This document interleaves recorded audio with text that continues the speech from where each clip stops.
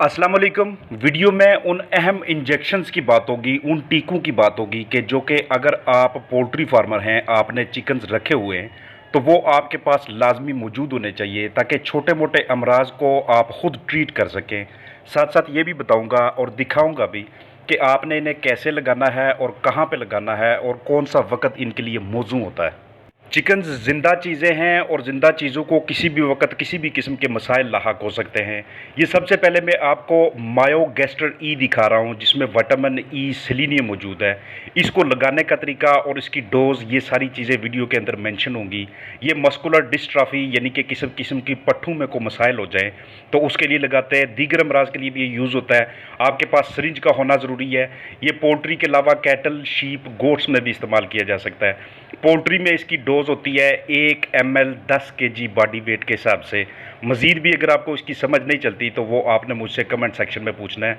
ये अगर हैचबिलिटी अच्छी ना आ रही हो, आपके पास फर्टाइल एग्स हों, उनसे आप चिक्स ले रहे हों इनक्यूबेटर में लगा के या फिर मुर्गी के नीचे रख के, तो उसके लिए भी बहुत इंपॉर्टेंट किस्म का इंजेक्शन होता है। ये विटामिन ई सेलेनियम के नाम से आपको दस्तयाब होगा। कीमत भी इसके ऊपर मेंशन है, आपको मैं स्क्रीन के ऊपर भी साथ साथ इसकी कीमत लिख के दिखा दूंगा या नीचे इसकी जो डिस्क्रिप्शन होती है वहाँ पे मैं आपको दिखाऊंगा। पोल्ट्री के अंदर मुर्गियों में अगर जो मुर्गियाँ अंडे देने वाली हैं उनमें एग प्रोडक्शन डाउन हो जाती है, कम हो जाती है, तो उस सूरत में भी ये इस्तेमाल किया जा सकता है। आप इसके लिए सोकोरक्स ऑटोमेटिक जो सिरिंज होती है, जो मशीन होती है, उसे भी यूज़ कर सकते हैं। आप इसके लिए 3 सीसी या 5 सीसी वाली जो सिरिंज होती है उसे भी इस्तेमाल कर सकते हैं। पट्ठू में किसी किस्म के मसाइल हो जाए या फिर पट्ठू के अंदर पानी पड़ना शुरू हो जाए, एक्सुडेटिव डायथेसिस के केस में भी ये यूज़ होता है। इंट्रामस्कुलर इंजेक्शन लगाने का ये तरीकाकार होता है कि आप ऐसे गर्दन के ऊपर से पकड़ के और उसकी स्किन ऊपर उठाते हैं, वहाँ पे आप इंजेक्शन लगाते हैं। 1395 इसकी कीमत है। ये जो एक इंजेक्शन आपको मिलता है 100 ml का, आपके पास सिपरेट होना चाहिए, कोई ऐसा एंटीसेप्टिक सोल्यूशन होना चाहिए, वो पहले अप्लाई करें उस जगह पे जहाँ पे आपने इंजेक्शन लगाना है। जैसे ये मैं आपको करके दिखा रहा हूँ सिर्फ एग्जांपल के तौर पे कि आप ये इंजेक्शन इस्तेमाल कैसे करते हैं। दूसरे नंबर पे है ये एमीवाइकॉम इंजेक्शन। इसमें अमाइनो एसिड्स मौजूद होते हैं, विटामिन मौजूद होते हैं और इलेक्ट्रोलाइट्स मौजूद होते हैं। यानी कि इन तीनों में से किसी भी चीज़ की कमी हो आपके चिकन्स के अंदर तो उस सूरत में आप इन्हें यूज़ करते हैं। ये आपको मैं सब कट लगाने का तरीका कर दिखा रहा हूँ कि आपने इसे ज़ेरे जिल्द किस तरह से लगाना है। इसके अंदर ये जो अमाइनो एसिड्स मौजूद है ये आपके सामने ही है। एनोरेक्सिया की रिकवरी के लिए, यानी कि आपके चिकन्स में सोकड़ा हो जाए, कमज़ोरी हो जाए या फिर किसी किस्म का आपने उनका ऑपरेशन किया हो या प्रोटीन की कमी हो या विटामिन्स की कमी हो, उस केस में आप इसे इस्तेमाल कर सकते हैं। 675 पे इसकी प्राइस है।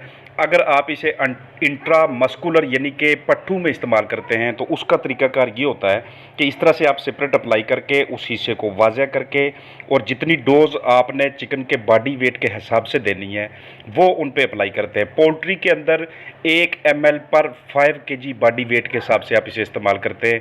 एक्सपायरी डेट लाजमी देख लीजिएगा, इसके ऊपर रजिस्टर्ड नंबर, सारी चीज़ें देख के फिर इंजेक्शंस को इस्तेमाल किया करें। और एक कॉमन सवाल मेरे सामने आता है कि क्या इंजेक्शन को हम पानी में चिकन्स को दे सकते हैं, तो ये पानी के लिए बिल्कुल नहीं है। ये जो इंजेक्शन वाले होते हैं वो सिर्फ हमने टीका लगाना होता है। और ये मैं आपको दिखा रहा हूँ कि अगर हमने विंग वेब के ऊपर, विंग वेब के अंदर हमने इंजेक्शन लगाना हो तो उसका क्या तरीकाकार होता है। इस तरह से बाकायदा इस पोर्शन की सफाई करके वहाँ पे हम नीडल को आर पार करते हैं। ऑक्सीरिक 20 यानी कि ऑक्सी टेट्रासाइक्लिन HCl के नाम से मैं आपको तीसरा इंजेक्शन दिखा रहा हूँ। ये आपके पास हर हाल में लाजमी होना चाहिए। चिकन्स के अंदर मुख्तलिफ मसाइल के इलाज के लिए ये इस्तेमाल होता है। अगर CRD का मसला हो, सांस के प्रॉब्लम में मुब्तला हो जाए आपका चिकन्स, या वो वाली बीमारियाँ आपके चिकन्स में आ जाए कि जिससे उनकी आइज़ ख़राब होना शुरू हो जाए, उन्हें बुखार होना शुरू हो जाए, वैक्सीन का किसी किस्म का कोई रिएक्शन हो जाए, या आपको उनके अंदर कोई बीमारी नज़र आए, आँखों से या नाक से रतूबत बह रही हो, उनकी आपको टांगों में कमज़ोरी नज़र आ रही हो, या आपका बर्ड बिठे सही ना कर रहा हो, यानी कि उसे एंट्राइटिस का मसला हो या इकोलाई जैसी प्रॉब्लम्स हों, तो उस केस में आप इसे यूज़ कर सकते हैं। रिकमेंडेड डोज जो इसकी पोल्ट्री के लिए होती है वो 0.05 मिलीलीटर फ़ी किलो ज़िंदा जिस्मानी वज़न के हिसाब से आप इस्तेमाल करते हैं। अगेन आप इसकी जो एक्सपायरी डेट होती है और जो मैन्युफैक्चरिंग डेट होती है उसको लाजमी देखते हैं। वाइटोबायान विटामिन बी कम्प्लेक्स का जो टीका है 50 ml की पैकिंग में आपको जो दस्तियाब होता है, ये भी आपके पास हर हाल में होना चाहिए, क्योंकि किसी भी वक्त आपके चिकन्स को असाबी कमज़ोरी हो सकती है, पट्ठू की कमज़ोरी हो सकती है। ये विटामिन B1 B2 B6 का कम्बिनेशन है और ये आपके चिकन्स के लिए इस तरह के मसाइल, अगर उन्हें सोकड़ा हो जाता है या किसी किस्म की कोई कमज़ोरी होती है, 110 रुपये का आपको ये इंजेक्शन मिलता है।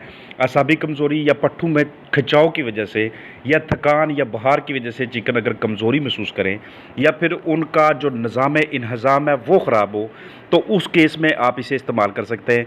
तो साथ साथ मैंने आपको इन सब की प्राइस भी बता दी है, तो इस लिहाज से आपका इनके पास होना ज़रूरी है, क्योंकि आपको बाज़ औक़ात ऐसे होता है कि आपको करीबी वेट की सहूलत दस्तयाब नहीं होती, आपके चिकन्स बीमार हो जाते हैं और आपको उनकी फ़ौरी ट्रीटमेंट करना पड़ती है। तो इंजेक्शन लगाने का तरीक़ाकार भी आपको बता दिया, रूट्स भी दिखा दिए और आपको इंजेक्शंस के जो आगे इंडिकेशंस हैं उनकी और जो डोजेज है और जिस जिस पर्पज़ के लिए वो यूज़ होते हैं वो भी चीज़ें मैंने साथ साथ मेंशन की है। तो आपको इस हवाले से आगाही होनी चाहिए कि जब भी ये छोटे मोटे मसाइल आपके चिकन्स को लाहक हों, चाहे उसकी वजह कोई भी हो, मौसम की तब्दीली हो या उसकी वजह हवा के अंदर नमी का तनासब कम हो, हवा बहुत ज़्यादा खुश्क हो या आपकी गलती की वजह से, ख़राब मैनेजमेंट की वजह से किसी किस्म के मसाइल आपके चिकन्स में आ जाएँ, तो उस कंडीशन में इन इंजेक्शंस का आपके पास बर वक्त दस्तयाब होना हमेशा कारगर साबित होता है। चिकन्स को किसी भी टाइम पे फ्लू, नज़ला, ज़ुकाम या किसी किस्म का बैक्टीरियल अटैक या बुखार इस तरह के मसाइल आ जाते हैं। उनके पट्ठू में अगर आप कमज़ोरी देखें, आप देखें कि उनकी टांगों में मसाइल चल रहे हैं, तो ये जो इंजेक्शंस हैं ये अपने पास परचेज़ करके लाजमी रख लिया करें। इन्हें आपने रूम टेम्परेचर में स्टोर करना होता है, लेकिन सबसे पहली बात यही होती है कि आपको इस नौबत पे आना ही ना पड़े कि आपको ये इंजेक्शंस इस्तेमाल करें। मेरा हमेशा से इन चीज़ पे ज़ोर रहता है, इसी पे फोकस रहता है कि आप अपनी मैनेजमेंट इतनी बेहतरीन किस्म की रखें, चिकन्स के लिए इतना कंफर्टेबल, पुरसुकून और हेल्दी किस्म का एनवायरनमेंट रखें कि उन्हें ये चीज़ें इस्तेमाल ही ना करनी पड़े। हमेशा ताज़ा पानी, साफ़ सुथरी खुराक नीचे ना गिरने पाए, टाइम पे खुराक को ख़त्म करें, खुराक रात को बचे ना, क्योंकि जो खुराक बचती है उसके ऊपर फंगस लगना शुरू हो जाती है। वो नमी ज़्यादा होने की वजह से रात को नमी का तनासब थोड़ा ज़्यादा बढ़ना शुरू हो जाता है। दिन को आजकल के मौसम में थोड़ा कम होता है, तो उस केस में वो खुराक भी ख़राब होना शुरू हो जाती है। पानी जब नीचे गिरता है, लिटर थोड़ा सा गीला होता है, तो नीचे पंजू के ज़रिए ठंडक पहुँचती है। हमें नहीं फ़ील होता, लेकिन वो हल्की सी ठंडक भी चिकन्स को बीमार करने के लिए काफ़ी होती है। आपने अगर चिकन्स केजीज़ के अंदर रखे हुए या फिर खुली जगह पे रखे हुए, तो छोटे मोटे मसाइल उनमें लाहक होना आम चीज़ है, क्योंकि ज़िंदा चीज़ें, जैसे मैंने पहले मेंशन किया, तो ज़िंदा चीज़ के अंदर प्रॉब्लम्स चलती रहती हैं, छोटे मोटे मसाइल चलते रहते हैं। जिस्म के अंदर बैक्टीरिया होते हैं, वो आपको बिट्ठू से पता चलता है जब उनकी बिट्ठें काफ़ी ज़्यादा ख़राब होती हैं।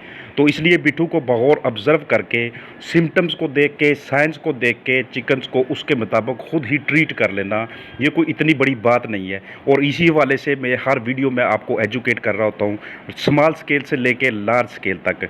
भरपूर उम्मीद है कि वीडियो आपके लिए फ़ायदेमंद साबित होगी। अपना ख्याल रखिएगा। फ़ी अमान अल्लाह।